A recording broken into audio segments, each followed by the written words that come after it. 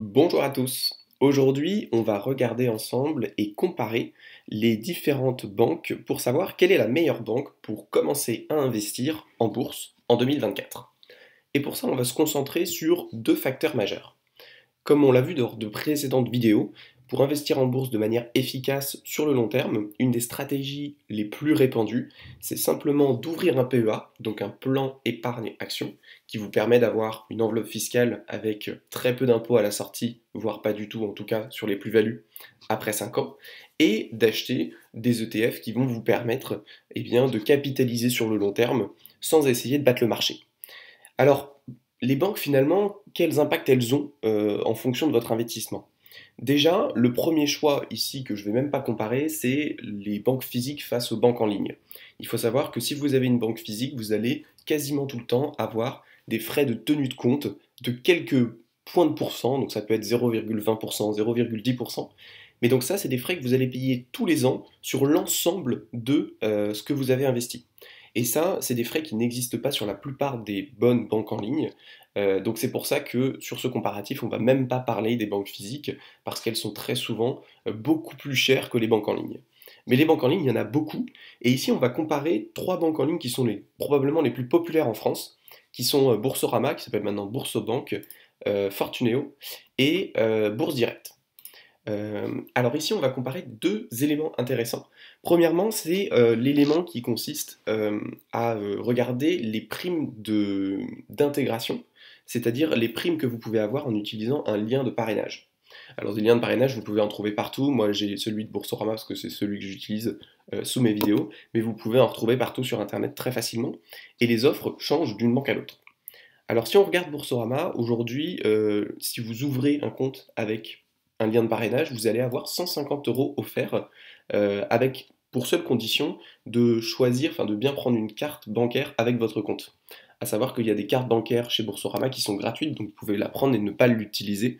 La plus petite, il suffit de mettre un prélèvement de 5 euros par mois pour qu'elle ne vous coûte rien. Donc c'est assez facile à faire, moi c'est ce que j'ai fait, et comme ça vous pouvez bénéficier de 150 euros dès l'ouverture de votre compte. Alors on va comparer ça aux différents avantages qu'il y a sur les autres banques. Ici on est sur Fortuneo. Alors l'offre pour Fortuneo, si vous ouvrez avec un compte parrainage, notamment un PEA, c'est 130 euros pour le filleul. Donc on est très proche des 150 euros de Boursorama. Sachant qu'en plus les 150 euros là c'est une offre un petit peu particulière. Alors il y en a quasiment tout le temps. Mais quand il n'y a pas d'offre, c'est plutôt 130 euros pour Boursorama. Donc on est vraiment sur du kiff-kiff à ce niveau-là. On va regarder un petit peu les conditions. Point 4, c'est où point 4? C'est pas écrit, c'est vachement pratique. Tac, tac, tac, tac, tac. Pour le parrain, mentionné, ouverture, non. Ah si, quand même. Nanana. Ouverture d'un compte souscription simultanée, carte CB Master Gold. Alors, à mon avis, la carte CB Master Gold, elle coûte pas 0 euros.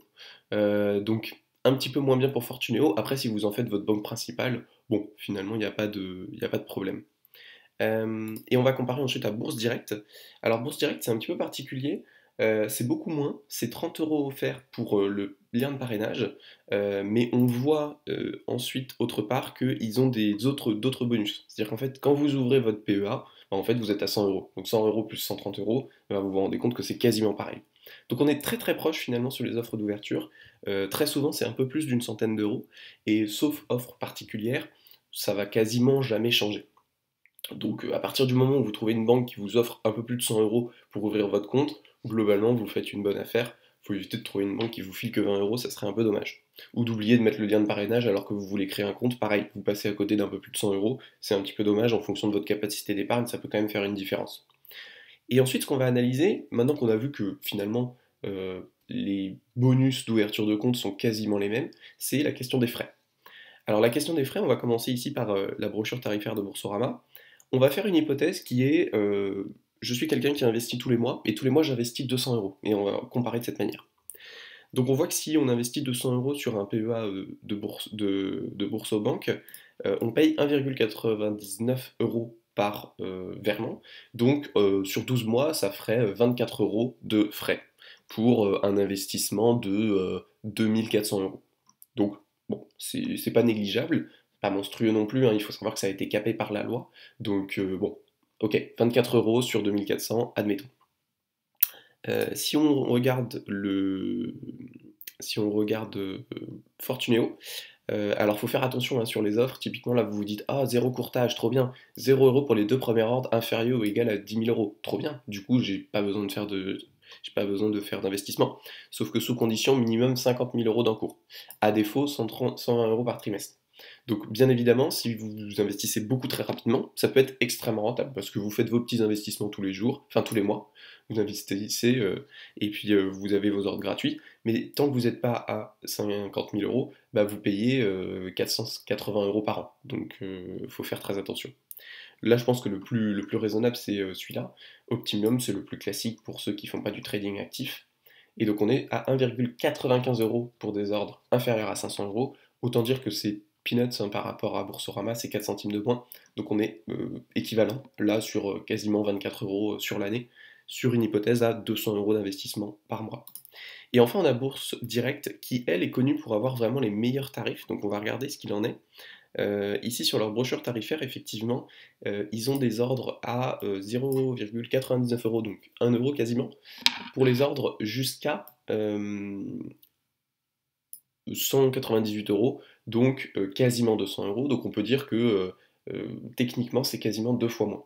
En gros, si vous êtes sur Bourse Direct, vous allez payer 12 euros de frais de transaction par an, alors que si vous êtes sur Fortuneo ou sur Boursorama, vous allez payer 24 euros. Donc finalement, la différence, elle est assez faible. Alors elle peut se compter évidemment, notamment si vous faites des investissements un peu plus lourds. Après, si vous investissez typiquement sur des montants à 500 euros, ça donne quoi? Parce que si vous investissez 500 euros au lieu de 200 tous les mois, c'est toujours 1,185 chez Fortuneo, c'est toujours 1,99 chez Boursorama, et c'est 1,4... non, même pas, c'est toujours... oui, donc c'est toujours intéressant d'être sur Boursorama. Globalement, il y a un cran de moins à chaque fois. Donc si vous investissez beaucoup, c'est intéressant. Après, si vous faites un investissement par mois, voire moins, c'est assez négligeable. Après, ce qui change beaucoup, c'est évidemment c'est l'interface utilisateur. Et ça, je peux que vous inviter à aller sur le site, essayer un petit peu de naviguer et de voir à quel point vous êtes à l'aise sur une interface plutôt qu'une autre. Sachant qu'il y a un truc un petit peu paradoxal, c'est que si vous êtes trop à l'aise sur l'interface, vous allez être tenté de surfer un peu sur le site, potentiellement essayer d'acheter des actions, des machins. Alors que si le site est vraiment très chiant, vous allez juste faire le strict minimum, et bien souvent, faire le strict minimum, c'est précisément ce qu'il faut faire. Donc attention aussi à l'interface utilisateur. Je vous remercie pour cette vidéo, n'hésitez pas à me dire en commentaire s'il y en a qui ont des frais beaucoup plus pertinents que Bourse Direct, ou alors des primes de parrainage beaucoup plus intéressantes que Bourse Banque, je ne crois pas, mais je serais intéressant de le savoir si c'est le cas. Ciao pour la prochaine!